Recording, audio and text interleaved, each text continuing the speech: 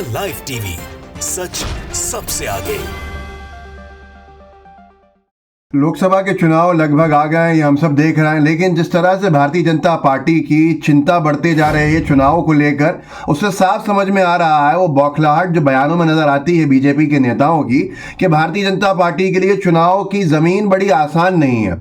और ऐसे ही अब पूरे के पूरे एक और नए मामले को इस पूरे डर ने जन्म दे दिया, जिसके बाद चुनाव आयोग तक मामला पहुंच चुका है। प्रधानमंत्री नरेंद्र मोदी जी की शिकायत की गई है चुनाव आयोग में, और अब चुनाव आयोग को देखना है और देश देख रहा है कि ये क्या निर्णय लेंगे, क्या कार्रवाई करेंगे। चुनाव आयोग इससे पहले भी गाइडलाइंस अपनी बता चुका है, कोई भी धार्मिक जिससे विवाद खड़ा हो ऐसे बयान देना गाइडलाइंस के खिलाफ है, जो उल्लंघन होता है चुनाव आयोग की गाइडलाइंस का, आचार संहिता का। और प्रधानमंत्री नरेंद्र मोदी जी के बारे में यही शिकायत अब जाके पहुंची है चुनाव आयोग के पास, जिन चुनाव आयोग से बहुत शायद ज़्यादा उम्मीद करना बेमानी होगी, लेकिन फिर भी अब बहुत बड़ा मामला यह है कि चुनाव आयोग के सामने ये बड़ी कसौटी है जिस पे से गुजरना है कि चुनाव आयोग कितनी कार्रवाई करेगा या नहीं करेगा कार्रवाई, जो देश देख रहा है। ये एबीपी न्यूज़ में छपा है कि पीएम मोदी ने किया आचार संहिता का उल्लंघन, करें कार्रवाई, कांग्रेस की चुनाव आयोग से अपील। अब यहाँ पर मामला जो पूरा का पूरा है वो जुड़ा हुआ है एक शब्द शक्ति से। राहुल गांधी जी ने भारत जोड़ो न्याय यात्रा के समापन पे शक्ति से लड़ाई की बात कही थी, और ये कहा था कि शक्ति जो है वो ईवीएम है, वो ईडी है, वो सीबीआई है, वो आईटी है, ये जांच एजेंसीज हैं, ये सब कुछ है, इससे हम लड़ रहे हैं। अब इसी को मुद्दा बना के प्रधानमंत्री नरेंद्र मोदी, मुझे हैरत होती है, प्रधानमंत्री का पद की गरिमा है, और नरेंद्र मोदी जी नेता कुछ भी हों लेकिन देश के प्रधानमंत्री हैं, वो राजनीति करने के लिए तोड़ मरोड़ के गलत ढंग से पेश करते हुए इसको पूरा का पूरा धार्मिक इशू बना के चुनाव लड़ने की कोशिशें करने लगे, जिसको लेकर अब हंगामा खड़ा हो गया है। हंगामा ऐसे खड़ा हुआ है कि शिकायत हुई है, और राहुल गांधी जी ने इस पर कहा है, नई दुनिया ने लिखा है कि मोदी जी को मेरी बात अच्छी नहीं लगती। शक्ति वाले बयान पर राहुल बोले, मेरी बात का बदला अर्थ। आगे लिखा है कि राहुल गांधी ने कहा कि मोदी जी को मेरी बातें अच्छी नहीं लगती, वो किसी न किसी तरह उन्हें घुमाकर वो उनका अर्थ हमेशा बदलने की कोशिश करते हैं, क्योंकि वो जानते हैं कि मैंने एक गहरी सच्चाई बोली है। जिस शक्ति का मैंने उल्लेख किया, जिस शक्ति से हम लड़ रहे हैं, उस शक्ति का मुखौटा मोदी है। अब एबीपी न्यूज़ ने जो लिखा है वो सुनना बहुत ज़रूरी है, क्योंकि आप भी दुष्प्रचार का शिकार बन सकते हैं, क्योंकि लोग जो अनभक्त हैं, जो कट्टर भाजपाई और आईटी सेल के कार्यकर्ता हैं, जो नफरतबाजी फैलाना जिनका काम है, वो ये फैलाएंगे, आपके पास भी लाएंगे कि बात कही जाएगी कि राहुल गांधी जी ने कहा हिंदू धर्म में जो शक्ति होती है उससे हम लड़ रहे हैं। लेकिन उन्होंने अपनी बात को जब विस्तार में बोला है तो वो साफ तौर के ऊपर ये बोला है जो इसमें लिखा हुआ है। ये देखिए आप, ये एबीपी न्यूज़ का आर्टिकल है जिससे मैं पढ़ रहा हूँ कि राहुल गांधी ने रविवार 17 मार्च को अपनी भारत जोड़ो न्याय यात्रा के समापन समारोह में बीजेपी पर हमला करते हुए कहा कि हिंदू धर्म में एक शब्द है शक्ति, और हम लोग उस शक्ति के खिलाफ लड़ रहे हैं। बाद में राहुल गांधी ने कहा था कि हम लोग जिन शक्तियों के खिलाफ लड़ रहे हैं वो हैं ईवीएम, ईडी और सीबीआई। मुंबई में आज हिंदुस्तान की आवाज़ निकली है, देश को बांटने का मंसूबा रखने वाली शक्ति इंडिया ब्लॉक की शक्ति को कभी नहीं हरा सकती। मोहब्बत के इस देश में एक बार फिर नफरत हारेगी, इंडिया ब्लॉक जीतेगा। राहुल गांधी जी ने राजनीतिक शक्ति की बात करी है, और नरेंद्र मोदी जी किस स्तर के ऊपर राजनीति कर रहे हैं कि वो उस शक्ति को हिंदू धर्म की शक्ति से जोड़कर और धार्मिक युद्ध बताते हुए चुनाव को लड़ने जा रहे हैं। इससे ज़्यादा दुर्भाग्य की बात क्या होगी, ये अंदाज़ा तो आपको भी होगा। अब मोदी जी कह रहे हैं 4 जून को पता चल जाएगा, शक्ति का विनाश कर सकता है, कौन शक्ति का विनाश कर सकता है, कौन शक्ति का आशीर्वाद प्राप्त करेगा। बहुत अफसोस होता है प्रधानमंत्री के इस तरह की भाषा पर जाते हुए, और प्रधानमंत्री साफ तौर के ऊपर ध्यान भटका रहा है। प्रियंका गांधी जी ने भी इस पर बयान दिया है अपना, और प्रियंका गांधी बोली है कि ध्यान भटकाना चाहते हैं पीएम।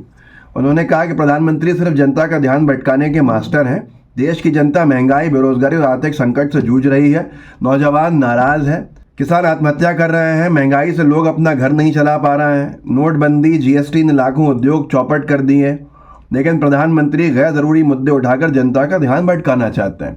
अब इस पूरे के पूरे विषय के ऊपर राजनीति जो की है वो आपके सामने है, किस स्तर पर जाके की है वो भी आपके सामने है। लेकिन सबसे बड़ा सवाल अब ये खड़ा हो गया है कि चुनाव आयोग क्या कार्रवाई करेगा।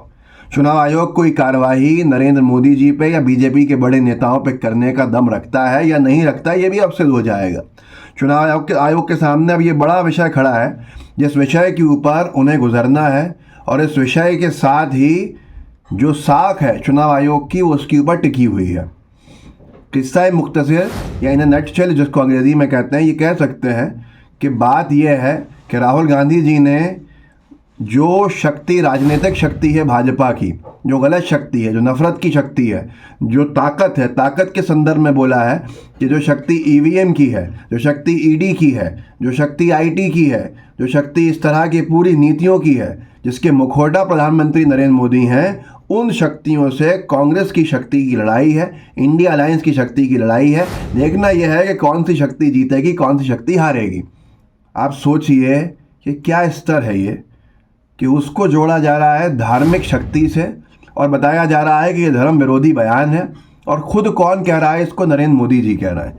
नरेंद्र मोदी जी के खिलाफ शिकायत तो दर्ज हो गई है, लेकिन चुनाव आयोग से जब प्रेस कॉन्फ्रेंस में एक युवा महिला पत्रकार, बहुत दिलेर पत्रकार, उन्होंने जब सवाल किया था और उन्होंने ये पूछा था कि जो चुनाव आयोग के पास शिकायतें हैं नरेंद्र मोदी जी, अमित शाह जी के संदर्भ में धार्मिक बयानबाजी की, नफरतबाजी भरे बयानों की, हेट स्पीचेस की, उन पर कोई कार्रवाई होगी या नहीं होगी।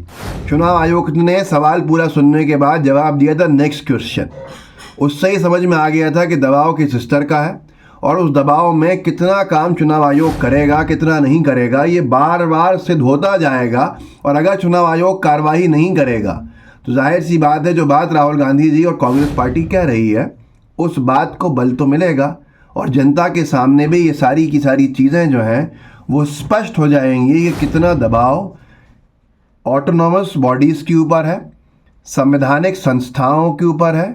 संवैधानिक संस्थाएं किस प्रेशर के दौर से गुजर रही हैं, जिस प्रेशर के दौर से शायद अगर किसी भी देश की इलेक्शन कमीशन जैसे संस्था को गुजारा जाएगा तो लोकतंत्र का क्या हाल होगा, इसका अंदाज़ा आप लगा सकते हैं। तो ये विषय बड़ा है, देखना यह है, देखना दिलचस्प है, बल्कि कार्रवाई होगी नहीं होगी, कम से कम नोटिस इशू होगा या नहीं होगा। उम्मीद बहुत कम है, ये उम्मीद करना बेमानी है, लेकिन फिर भी उम्मीद पे दुनिया कायम है। तो इस वीडियो को आगे बढ़ाइएगा, लोगों को जागरूक कर सकते हैं, कीजिए। व्हाट्सएप ग्रुप्स होंगे आपके पास, सोशल मीडिया पे दूसरे प्लेटफॉर्म्स होंगे, वहाँ भी शेयर कीजिए ताकि लोगों में हम कुछ ना कुछ जागरूकता फैला सकें। अभी तक तो गोदी मीडिया ये बताने की कोशिश करेगा कि राहुल गांधी जी ने एक धर्म विरोधी बयान दे दिया और नरेंद्र मोदी जी उससे बयान कटाक्ष कर रहे हैं। सच्चाई यह है कि राहुल गांधी जी ने कोई धर्म विरोधी बयान नहीं दिया, राजनीतिक शक्ति की बात करी, जिसको गलत सलत राजनीति और स्तरहीन राजनीति के चलते बीजेपी और उनके सबसे बड़े नेता ने धार्मिक शक्ति से जोड़ दिया। जय हिंद, जय भारत। द लाइव टीवी, सच सबसे आगे।